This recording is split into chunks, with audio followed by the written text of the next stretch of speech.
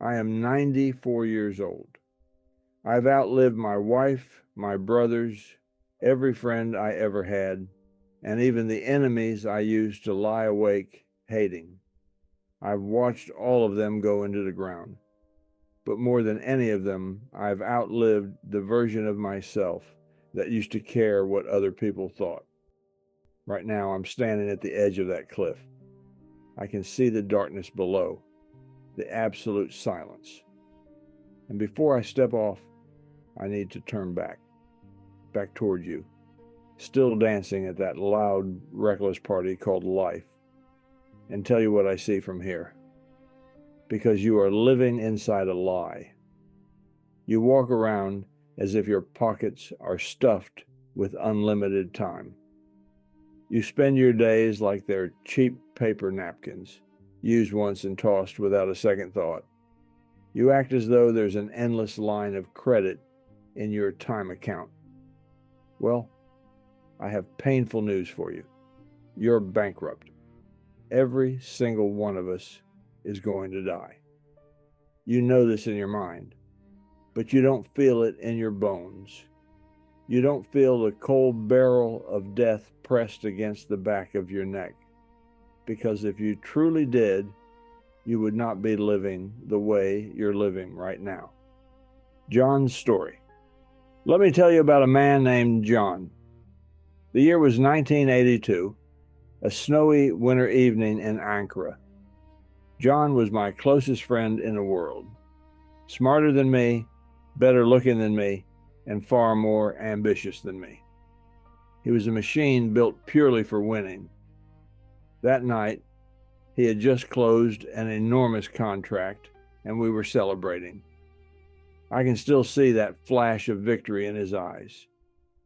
He lit his cigarette with an expensive gold lighter, leaned back in his chair, and said, "Oliver, just 5 more years. That's my strategy. 5 years of going at it with everything I have, hitting that number, and then I'm done. I'll take Layla, and we'll settle in that little village on the Aegean coast we always talked about. I'll work in the garden. I'll finally learn to play the piano. That's when I'll actually start living." John had a plan, a roadmap, a someday. Exactly 4 days after that conversation, John walked out of his office building and headed toward his car. He stopped suddenly, brought his hand to his chest, and before he could understand what was happening, he collapsed onto the pavement. He was 46 years old. He never made it to that Aegean village. He never once touched a piano key. Standing at his coffin, what I felt wasn't simply grief. It was something far colder, a hollow, suffocating terror. The tragedy wasn't that John died, because every one of us will die. The tragedy was this. John had spent his entire life waiting to start living. He had turned his existence into a waiting room for a better future that was never going to arrive. A week after he died, I went to his office to clean out his desk. His calendar was packed solid for the next 6 months. His inbox was buried under messages marked urgent. The company found his replacement within 2 weeks. His clients forgot his name within a year. The world didn't stop. Only John did. And when I look at you right now, I see John in every single one of you. You're whispering the same lie to yourself. I'll be happy once I get that promotion. I'll take that vacation once the kids are older. I'll make time for myself once the debt is gone. I'll forgive them once they apologize. As a man of 94, let me be absolutely straight with you. There is no someday. There is only now. If you are trading your present moments for a later with no guarantees attached, you are playing the worst gamble in the entire history of human civilization. The slavery of things. Now let me say something about this obsession with accumulating things. You buy things you don't need with money you don't have, to impress people you don't even like. I live in a small room now, one bed, one chair, a black and white photograph of my wife on the wall. I used to own a massive house, luxury cars lined up in the garage, rooms crammed full of things I convinced myself were essential. From where I sit today, I can tell you plainly, all of it was garbage. I've attended hundreds of funerals across my lifetime. Not once, not a single time, have I seen a moving truck following the hearse. When you die, your children will walk into your home and throw 90% of your so-called priceless belongings straight into a dumpster. The rest they'll sell at a yard sale for almost nothing. That is the complete story of your materialism, tomorrow's trash. So why are you destroying yourself for it? Why are you working 60 hours a week, missing your child's entire childhood to pay installments on a car that sits in traffic anyway? This is madness. And you will only recognize this madness when you finally sit in the worn-out chair I'm sitting in right now. By then, it will be far too late to return the life you purchased. The crystal trophy and a dark kitchen. Let me tell you about my greatest achievement. The year was 1994. I received the Businessman of the Year award at the most prestigious hotel in the city. A grand gala, tuxedos, champagne. I walked to that podium and the entire room erupted. I felt like a god. I was absolutely certain I had finally won. That night, I came home holding the crystal trophy. The house was dark and silent. My wife was asleep. My children were in their rooms. I sat alone at the kitchen table, poured myself a drink, and stared at that piece of glass for a long time. And that's when I understood. The applause had already stopped. The people in that ballroom didn't love me. They were interested in what I could do for them.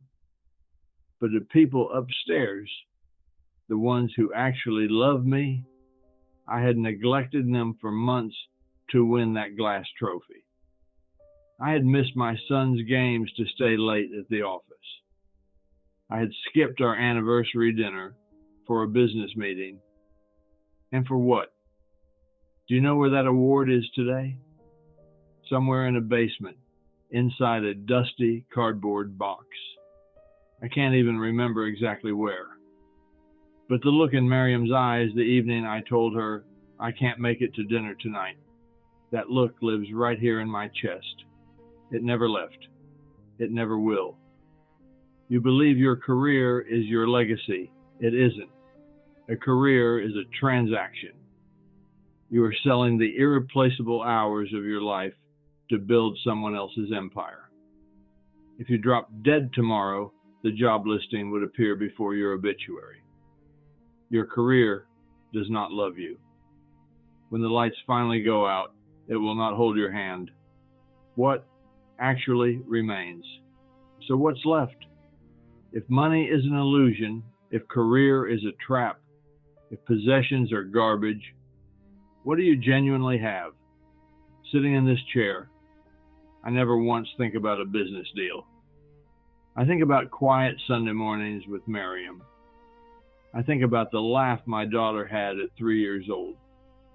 I remember sharing an umbrella with a complete stranger on a rainy afternoon, both of us laughing for no reason at all. What you give, the time you spend, the bonds you build, that is the only real wealth that exists. The last word. You're so afraid of looking foolish that you refuse to take risks. You don't start that business. You don't tell that person how you really feel. You don't sing that song. Why? Because of what others might think. Let me release you from that right now. Nobody is watching you. Everyone is so buried inside the noise of their own head that you are nothing but background scenery to them. Their judgments will rot underground right alongside them. One last thing before I go. There is something called the last time.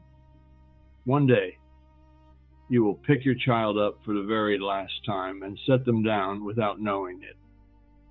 One day, you will kiss your partner for the very last time. One day, you will drink a cold glass of water for the very last time. You have no idea when that day is coming. It could be 20 years from now. It could be 20 minutes.